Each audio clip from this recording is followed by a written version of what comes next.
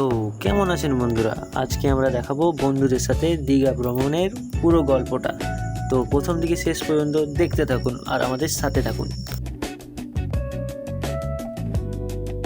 তো ভোর ভোর ঘুম ঘুম চোখে ব্যাগপত্র গুছিয়ে বেরিয়ে পড়েছি ট্রেনের উদ্দেশ্যে। আমরা সবাই ট্রেনে একজন মোটা মানুষ উঠতে না পারায় আমরা চিন্তিত হয়ে পড়েছিলাম, আদৌ কি সে উঠতে পারবে ট্রেনের উপর। কষ্টাকষ্টি করে মোটা মানুষটাকে নিয়ে উঠে পড়লাম ট্রেনের উপর আর রওনা দিলাম দীঘার উদ্দেশ্যে। আরে ট্রেনে ওম কই? ওম তো এখানে বাতাস খাচ্ছে আর মেয়ে দেখছে না, ভুলেই গিয়েছিলাম। আস্তে আস্তে ট্রেনটা ছেড়ে দিল। আরে তোমরা কি করছো? তোমরা আস্তে আস্তে লাইক কমেন্ট করবে, যাও যাও যাও যাও যাও। দিয়ে আস্তে আস্তে ঘুম ঘুম চোখে চুলটা একটু হালকা করে আঁচড়ে দিলাম। আর সাথে আছে মিস বাবলি। তো পাঁশকুড়ায় ট্রেন থেকে নেমে আইসের হাতটা ধরে আস্তে আস্তে এগিয়ে গেলাম। ওর মা বলেছিল স্টেশনে ওর হাত ছাড়বে না, তাই খুব জোর খিদা পাওয়ায় আমরা চলে গেলাম স্টেশনের বাইরে খেতে। আর খাওয়ার পর মনে পড়লো আমাদের কাছে টাকা নয়, তার জন্য এই বাসনপত্রগুলো আমাদেরকে আজকে মাজতে হবে মনে হচ্ছে। বাসনপত্র মেজে আমরা সবাই ক্লান্ত, তাই ট্রেন ধরার উদ্দেশ্যে আবার চলে আসলাম। পাঁশকুড়া থেকে ডাইরেক্ট ট্রেন ধরে আবার যাব আমরা দীঘা। তো দেখতে থাকো। ঝড়ের গতিতে ট্রেনটি ছুটতে উঠতে চলে এলো দীঘা। আর আমি বললাম চলো বন্ধুরা নেমে পড়ো এবারে। দিয়ে আস্তে করে নেমে পড়লাম দীঘা স্টেশনে।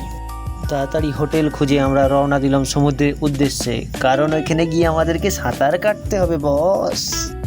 ছেলেগুলার হাঁটতে হাঁটতে পা ব্যথা হয়ে যাওয়ায় সবাই একটু আস্তে করে টিফিন খেয়ে নিলাম।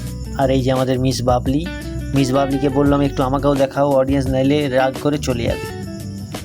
তো চলে এলাম আমরা সবাই মিলে সাঁতার কাটার জন্য সমুদ্রের পাড়ে। তারপরে সমুদ্র থেকে এসে এত খিদা পেয়ে গেছিলো সবাই মিলে ধসাড়ে মেরে দিলাম বিরিয়ানিটা হালকা করে মিস খোকন আর বাবলির সাথে। তারপরে আবার রুমে গিয়ে ফ্রেশ হয়ে বেরিয়ে পড়লাম দীঘার মার্কেট দেখার জন্য, যে মার্কেটে কি পাওয়া যায়। তারপরে দীঘার পাড়ে এসে এত ভিড় দেখায় লোকজনের, আমরা হালকা করে সাইডে এসে একটু চা খেয়ে নিলাম। তারপরে চা খেয়ে হালকা করে ছবি ভিডিও করে রাস্তায় এগিয়ে গেলাম। এগোতে এগোতে মনে হলো পেটের মধ্যে ফুটবল খেলছে ইঁদুরে। তো চটপট করে ছুটে চলে গেলাম খাওয়ার উদ্দেশ্যে। তারপরে রুটি তরকারি নিয়ে বসে পড়লাম যে যার টেবিলে। তারপরে তোমরা মিস বাবলি আর খোকনকে দেখো একবার, আস্তে করে রুটি তরকারি ধসাড়ে মেরে দিল। আর ইনি হলেই আমাদের সেই মিস খোকন দীঘা ব্লগের। তারপরে খাবারটা হজম করার জন্যে একবারে উদড়ি দিলাম নাইছে। তারপরে সকালে উঠে শুনি মিস খোকনের সাবান হয়ে গেছে চুরি, তার জন্য সে অপবাদ দিতে ছাড়েনি কাউকে। ওদের ঝামেলা হতে হতে আমি একটু চুলটাও আঁচড়িছি। তারপরে ঝামেলা শেষ হয়ে যাওয়ার পর আমরা সবাই চলে গেলাম হালকা করে ব্রেকফাস্ট করতে মিস খোকনের সাথেই। ব্রেকফাস্টে ছিল ডিম টোস্ট। তোমরা কি খেয়েছো কোনোদিনও? তারপরে আস্তে করে ড্রেসটা পাল্টে হালকা করে বেরিয়ে পড়লাম মন্দিরের উদ্দেশ্যে। সবাই পুরো রেডি, আর আমার সাথে সাথে আছে মিস বাবলি আর মিস খোকন। ঝটপট করে পা চালিয়ে আমরা পৌঁছে গেলাম মন্দির প্রাঙ্গণে। অবশেষে আমরা প্রবেশ করলাম জগন্নাথ মন্দিরের ভিতরে। তো একটি ছোট্ট ঝলক দেখে নাও ভিডিওটির মধ্যে মন্দিরের প্রাঙ্গণের।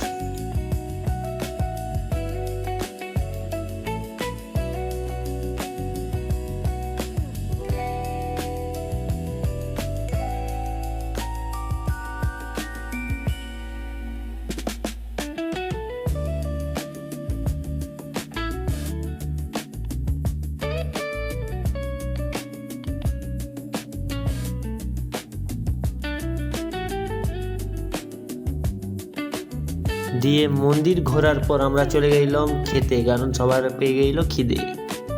তারপরে হালকা করে মোটা ভাইকে সাথে নিয়ে বসে পড়লাম খেতে। আর খেতে খেতে চলে এসেছিল বৃষ্টি। তারপরে আস্তে করে চলে এলাম সমুদ্রের পাড়ে সমুদ্র উপভোগ করতে। তারপরে সমুদ্র উপভোগ করার পর হয়ে গিয়েছিল রাত্রি, তাই আমরা চলে গেলাম ডিনার করতে। ইয়ার্কি ফাইলামের সাথে সাথে ডিনারটাও কমপ্লিট করে ফেললাম।